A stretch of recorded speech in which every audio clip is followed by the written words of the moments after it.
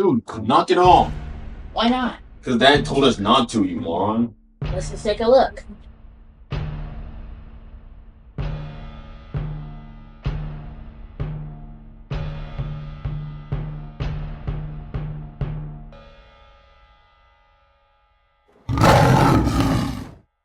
Wow.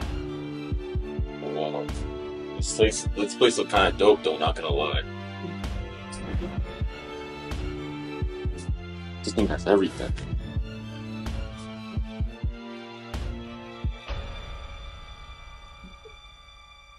Like, this place got everything, low key. Ooh. Max, Amir.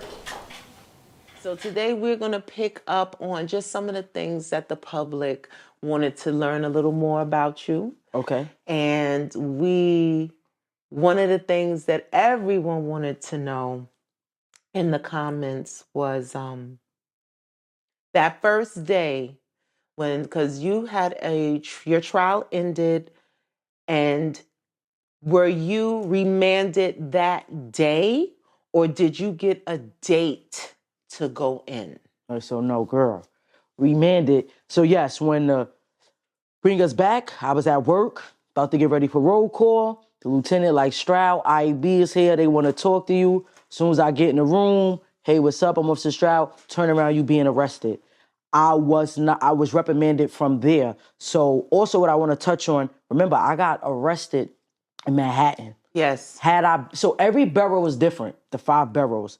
Had I been arrested probably in Brooklyn, they would have auto-R'd me. The Bronx, they would have auto-R'd me. But Manhattan, Queens, and Staten Island, they're a little tough. Bronx and Brooklyn got a lot of poverty, so they get away with certain things. So right then and there, rushed in the courtroom, lights, camera, action. They had the news people, The media everybody was out ready. there. They already knew.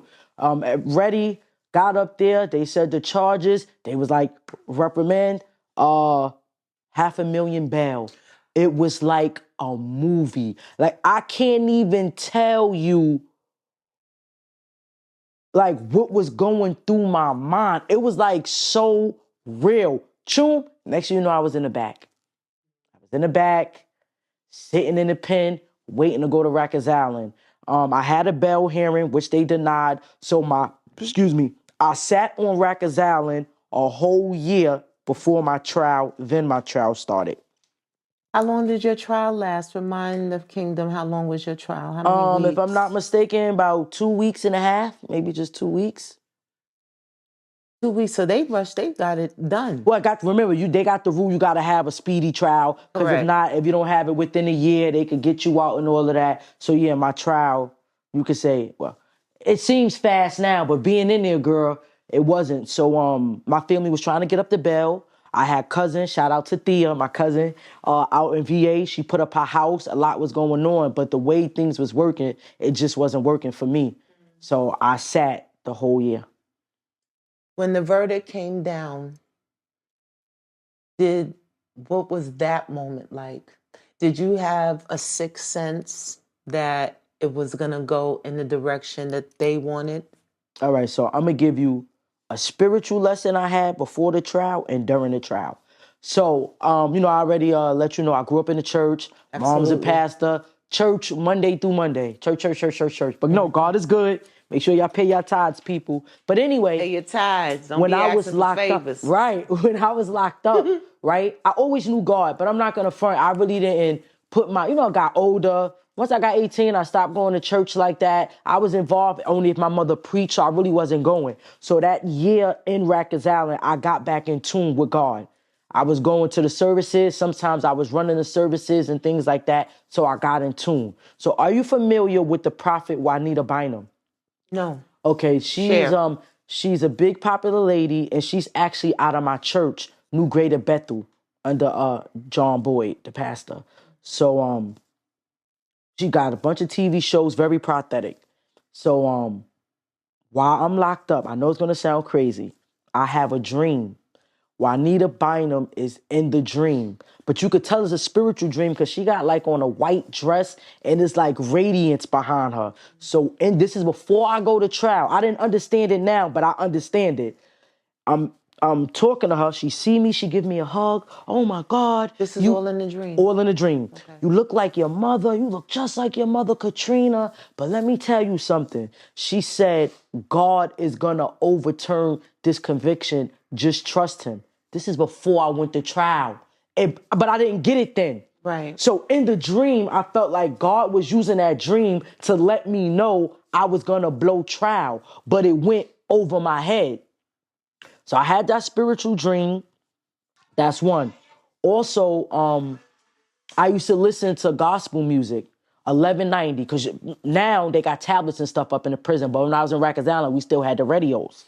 I used to listen to 1190. It's a gospel station.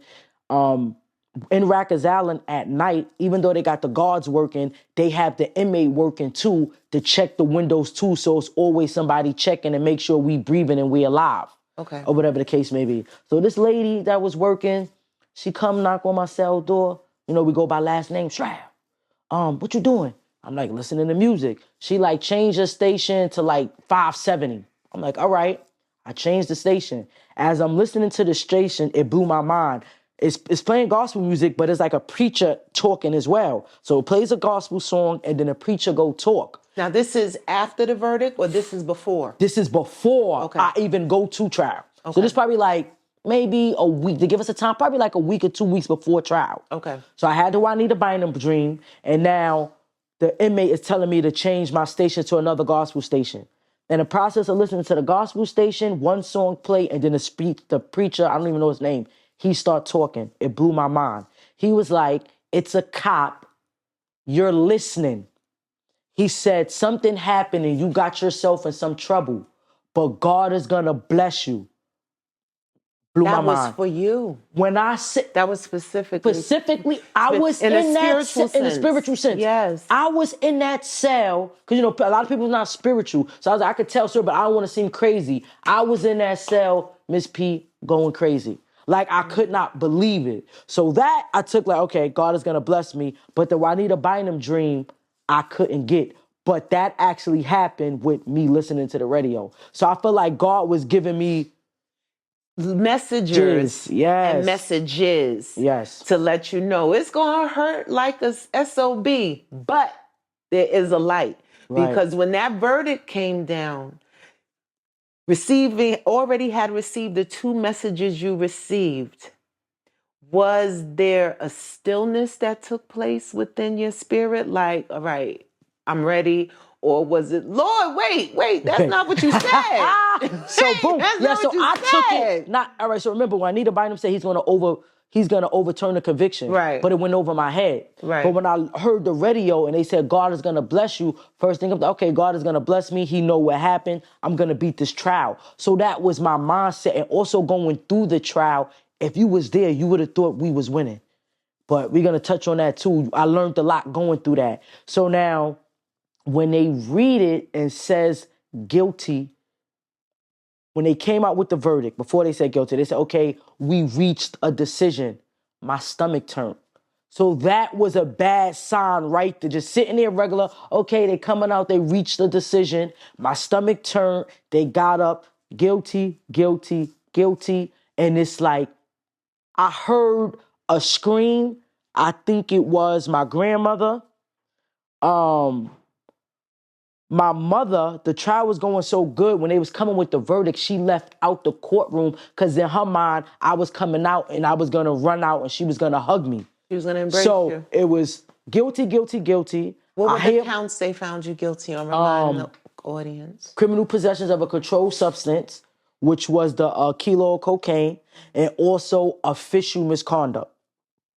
So that was the charges.